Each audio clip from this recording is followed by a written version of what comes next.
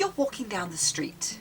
You pass someone you've never spoken to, someone who's holding a coffee, texting their sister, thinking about a song they haven't heard in years. And you'll never know their name. They have a life, a heartbreak, a dream, just like you. And in that moment, you'll realize something. You're not the main character of the world. Go ahead and hit that on rewind for a lot of influencers out there. You're not the main character in the world. You are one thread in a story too vast to ever fully know. And that feeling, that realization, that's Sonder. And once you understand it, once you feel it, your life, your writing, and your entire sense of reality begins to shift. I'm Lynx, and if you enjoy delving into the history behind the words that make up our language, welcome to Wordbite. You're going to love this. Today, we're going to talk about the most profound word you never learned in school. Let's talk about Sonder. Core concept. Sonder is the realization that every random passerby is living a life as vivid and complex as your own. It's not pity, it's not curiosity, it's not empathy, not exactly. It's recognition. Every stranger around you has a network of emotions, unseen tragedy, relationships and routines, and dreams that don't involve you at all. And they probably don't know you exist either. It's the sudden zoom out, the perspective snap, the humbling beauty of insignificance. You're not the center. You are the speck. And the world is huge and holy and impossibly full. That's Sonder. Origins and paradoxes. So here's a bit of a twist. Sonder isn't an official dictionary word. It was coined by John Koenig in the Dictionary of Obscure Sorrows, a viral project turned published book. Good on John for that. Koenig's goal? To fill in the gaps, to create words for emotions we all feel but haven't quite yet named. Sonder comes from the French sonder, meaning to probe, echoes of sundry, meaning many and varied. But the word itself is a modern creation, crafted to feel like it always existed. And in many ways, it has. We just didn't have a name for it. The vocabulary impact. Sonder is powerful because it slices through the self-centeredness with grace. And it reminds us that everyone is carrying something invisible. Every face on the train has stories we'll never read. We are always background characters in someone else's life. It evokes humility, but also wonder. You are small, and that's not sad. It's beautiful. Because if everyone's story matters, you're not alone. You're just one note in a vast symphonic song. And the music doesn't stop when you're not listening. The storytelling aspect. Writers, Sonder is a juicy craft weapon. Characters become compelling when they carry the weight of a life that extends beyond the plot. So, I challenge you to ask yourself, what is your side character doing when they're not on the page? What is your villain's mundane Tuesday look like? Are they plotting world domination or filming off-topic Tuesdays? What does the background barista dream about?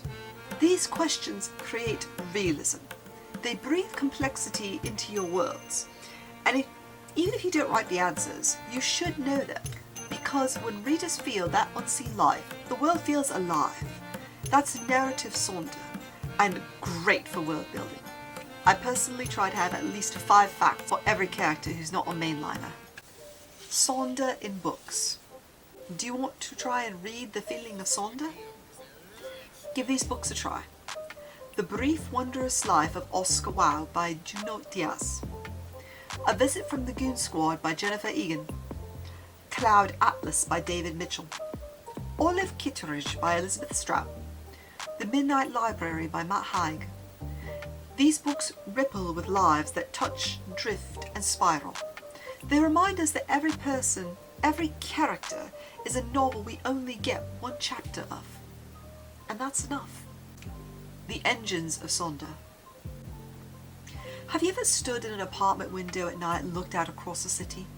All those lit squares, those windows, all those lives. It's like the whole world is whispering, I exist, even when you're not looking. Cities are living generators of Sonder. Taxis rushing about, grocery lists being made, first kisses happening right now. Someone's arguing about something that meant everything this morning. You're not watching a simulation. It's real, and it never stops. Craft concepts. So here's a craft prompt. Write a short scene from a background character's point of view. The waitress in chapter 2, the janitor at the Mage Academy, the guard who let the villain through the gate. Let them be real for one page. Name them. Give them a goal. Let them wonder about the main characters. Sonder isn't a theme. It's a lens. Use it and your world deepens instantly. And if you're ever going to work in game dev with your stories, this is a must. Just make it mandatory because every character's got to have development. The grief aspect. So here's where it cuts a bit deep. Sonder doesn't just remind us that others live. It also reminds us that others can stop living. Grief is the rupture where you remember. This person had a whole world inside them, and now that's just gone. Sonder turns loss into something a bit heavier, but also more sacred, because you realize just how much was there, even if you never knew it before, and even if you only saw a tiny corner of it. Digital Sonder. Social media gives us glimpses from the Sonder aspect, but it's very curated. Sonder asks us to imagine beyond the feed. Behind every filtered photo could be anxiety, joy, debt, desire, disappointment. You don't know what's going on in someone's life just because you see a highlight reel. So practice Sonder when you scroll. Imagine the whole messy, real person. And give them grace and space to be human. Create the perspective. Writers, you already live in others' minds. You write people who don't exist, but who feel real. And that's what makes you very, very powerful. Your job isn't just to write characters, it's to make them whisper to your reader, I have a life outside this page. And your reader will believe it because you believed it first. That is story magic. That's author Sonder. Moments of realization. Here's a challenge. Take 10 seconds. Picture someone you barely know. A barista, a male character, someone you pass on your commute. Now imagine the last time they cried. What are they afraid of? What they love most in the world? Put some time into it. Really work at this. And that flicker of awareness, that understanding that there's more to them than what you see, that is Sonder. You just saw a stranger become real to you in a way they never had before. The world is always bigger than you imagine. We've covered here today that you are not the main character. And that's not an insult. It's a gift. It means you're part of something wider, richer, more breathtaking than any single story out there. You are but one thread. And so is everybody else. And together, we make up the world. I'm Lynx, and this has been Wordbite. And next time you feel alone, remember, you're surrounded by stories, and they're all happening right now. And now you know.